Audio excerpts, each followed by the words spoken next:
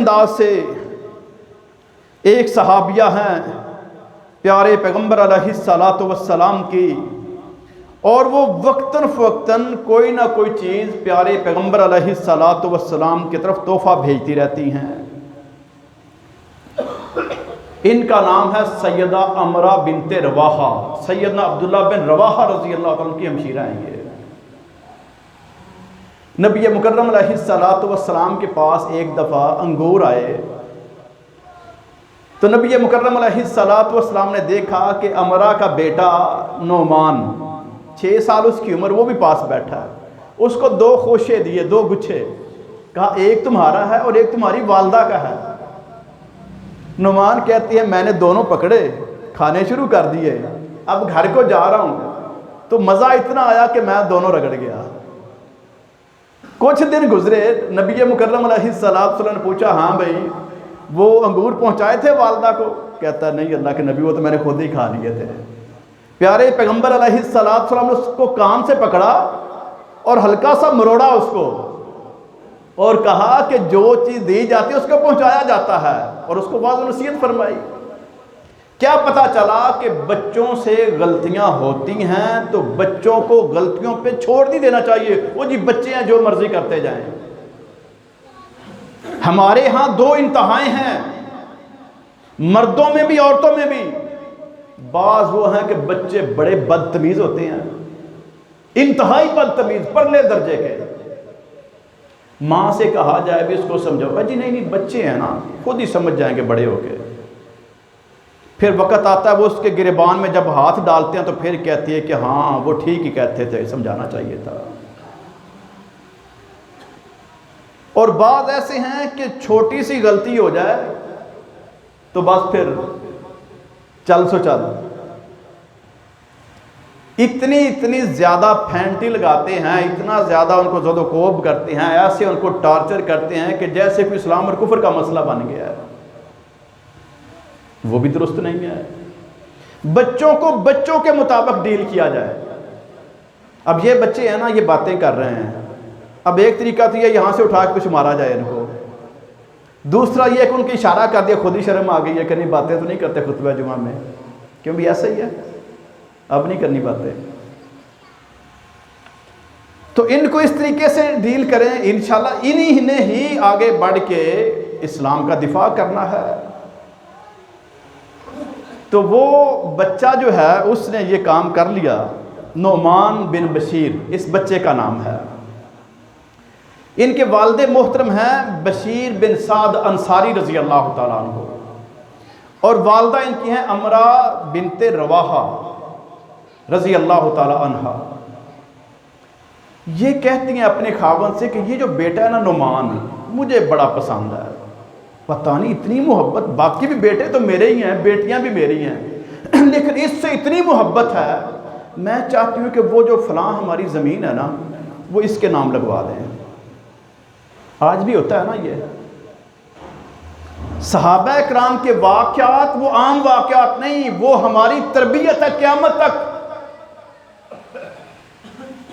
اور اس صحابیہ نے اپنے خاوند کو قائل کر لیا۔ کیا پتا چلا بھائی کہ عورتیں قائل کرنے پہ آ جائیں تو کر لیتی ہیں، بے شک بات کوئی بھی ہو،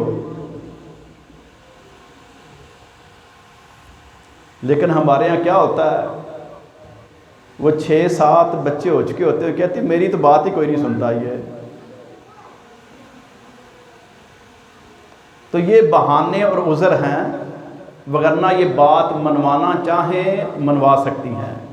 اسی لیے پیارے پیغمبر علیہ السلام نے فرمایا اللہ رحم فرمائے اس عورت پہ جو تہجد کے وقت خود بیدار ہوتی ہے اور اپنے خاوند کو بھی بیدار کرتی ہے، کیونکہ خاوند بیچارہ تھکا ہوا ہے، دن بھر کے کام کاج میں کسی سفر پہ گیا تھا، کوئی کھیتی باڑی کرتا تھا، مشقت کرتا تھا، محنت مزدوری کرتا تھا، کہیں پر کوئی کلیریکل جاب ہے، کہیں پر کوئی مینجمنٹ کا کام ہے، وہ اس کے اعصاب تھکے ہوئے ہیں، پورے اعصاب شل ہیں، اس بیچارے کو ہوش ہی نہیں ہے۔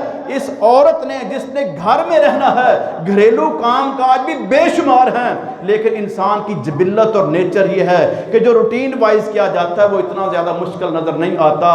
تو یہ عورت جب تہجد کے وقت بیدار ہو تو اپنے خاوند کو بیدار کرے، جب یہ بیدار نہیں ہوتا تو وہ اس کے منہ پہ ہلکے سے پانی کے چھینٹے مارے، اور پھر یہ اٹھے، وضو کرے اور تہجد پڑھے۔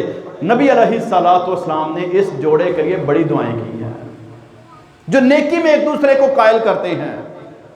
یہ تہجد ایک نشانی ہے کہ اس وقت جب ہم سکون میں ہیں، بالکل ہمیں بڑا مزہ آ رہا ہے اور چاہتے ہیں کہ دنیا کی کوئی طاقت نہ چھیڑے، اس وقت ہمیں اٹھا کے ہمارے رب کے سامنے پیش کر دیا جائے کہ اللہ رب العالمین آسمان دنیا پہ آ چکے ہیں، آپ سے ملاقات کر رہے ہیں، آپ سے بات کر رہے ہیں، آپ کو مخاطب کر رہے ہیں، آپ کو کہہ رہے ہیں کہ مانگ لو کیا مانگتے ہو، جو ضرورت ہے پیش کر لو، جس چیز کا سوال کرنا کر لو، وہ رب وہ ہے جس کے پاس کمی کوئی نہیں ہے، اٹھ کے اپنے رب کو منا لو، دنیا میں کسی کو منانے کی ضرورت نہیں پیش آئے گی۔ انہوں نے اس کو قائل کر لیا اپنے خاوند کو، دونوں صحابی اور صحابیہ نبی رحمت علیہ السلام کی خدمت اقدس میں پیش ہوئے سیدنا بشیر بن سعد کہ ہم دونوں میاں بیوی نے فیصلہ کیا ہے کہ وہ جو زمین ہے نا ہماری، وہ اپنے اس بیٹے کو ہم دے دیں۔ نبی رحمت علیہ السلام نے پوچھا جو باقی بیٹے اور بیٹیاں ہیں ان کو بھی اتنا دیا ہے؟ اللہ کے نبی نہیں، ان کو تو نہیں دیا۔ فرمایا پھر مجھے ظلم پر گواہ بنا رہے ہو؟ ظلم پر؟ پیار اور محبت بہت زیادہ تھا ان میاں بیوی دونوں سے نبی مکرم علیہ السلام کا، لیکن اس غلط بات پر آپ نے ایکشن نہیں لیا، ری ایکشن کیا، اور قیامت تک یہ رہنمائی کر دی کہ بے شک جتنا مرضی قریبی کیوں نہ ہو، بڑا آپ اس سے محبت کیوں نہ کرتے ہو، بڑی آپ کی جاری دوستی والا معاملہ ہے، رشتہ داری والا معاملہ ہے، محلے داری والا معاملہ ہے، غلط بات پر آپ نے اس کا سفارشی اور اس کا شہادتی نہیں بننا۔ ہم کیا کرتے ہیں جی حاجی صاحب؟ ہمارے معاشرے میں کیا کچھ نہیں ہو رہا؟ ہو جی بات تو ٹھیک ہے، لیکن اگر نہ کیا تو ناراض ہو جائے گا، بڑا جگری یار ہے نا، اس لیے آخر رشتہ داری بھی تو نبھانی ہے نا، رشتہ داروں کو تو نہیں ناراض کرنا چاہیے۔ دیکھیں نا محلے والوں کے کتنے حقوق ہیں، اگر انہوں نے کہہ دیا اور میں نے کر لیا تو پھر کیا ہوا؟ کیا رجا اس میں؟ اس قسم کے جملے بول کے ہم پیارے پیغمبر علیہ السلام کی مخالفت کرتے ہیں۔ نبی رحمت علیہ السلام نے معیار قائم کر دیا، محبت اپنی جگہ پہ، تعلق اپنی جگہ پہ، ساری رحمتیں اور برکتیں اپنی جگہ پہ، لیکن یہ کام غلط ہے، اس پر میں گواہ نہیں ہو سکتا۔ اور یہ نعمان بن بشیر رضی اللہ تعالیٰ بہت بڑے صحابی ہیں اور تاریخ اسلام میں بڑا نام ہے ان کا، جن کے نام یہ زمین کرنا چاہتے تھے، دونوں ماں باپ۔